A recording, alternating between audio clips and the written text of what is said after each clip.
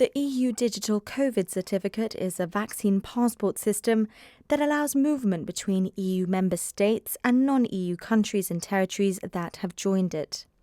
When the GHA COVID Pass app was launched in November, the government said that it would allow users to confirm their COVID vaccination status across the UK and EU member states.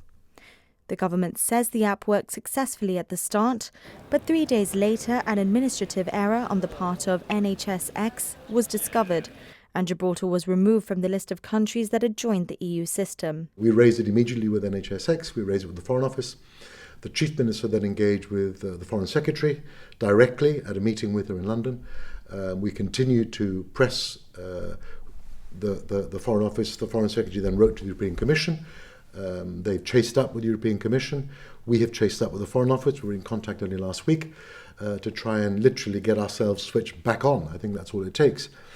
But as you'll understand and you'll appreciate, there are other things happening, which is taking the time of the European Commission, the Foreign Office in Ukraine, in COVID and many other international crises. And so I don't think this is getting perhaps the importance we'd like it to have. But we keep pushing, notwithstanding that, and hope that it'll be fully functioning in the very near future.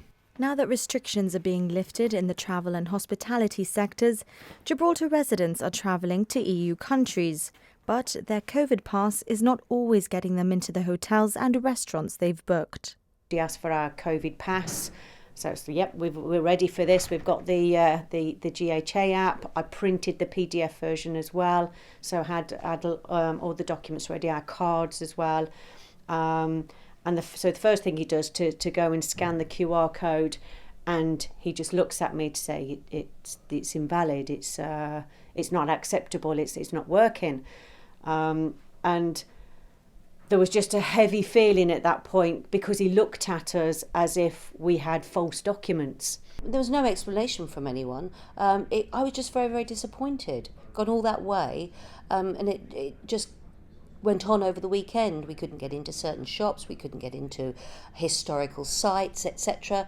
So my husband and I were left sort of standing outside while Georgia and Josh had a quick look round and then came out again, and that was how it continued for the weekend. GBC has spoken to a number of holidaymakers who've had their passes rejected in countries such as France, Germany and Italy. Travellers we spoke to have generally been able to move through airports without a problem. However, one told us that their GHA QR code was not accepted when trying to leave Italy, nor was a letter from the GHA saying they'd recently been COVID positive and had recovered. They had to plead with staff to let them fly back home. Another said their QR code from a test at the facility at the Gibraltar airport was also invalid in Italy. In most cases, these individuals have eventually been accepted into their hotels because staff have been lenient. But the stress has pushed some travellers to a European NGO that can transcribe their QR codes into an EU certificate. EEA International has already produced close to 200 transcribed QR codes for GHA Pass app holders. People are filling an online form on our webpage, and we then receive this documentation. Then a volunteer member of the organization will then check that this file is actually complete and that all the required documents will be there. Then another member will schedule via a business WhatsApp message an appointment to have an online call on camera with this applicant. So we verify the identity, and then we confirm that the person and the documents are correct.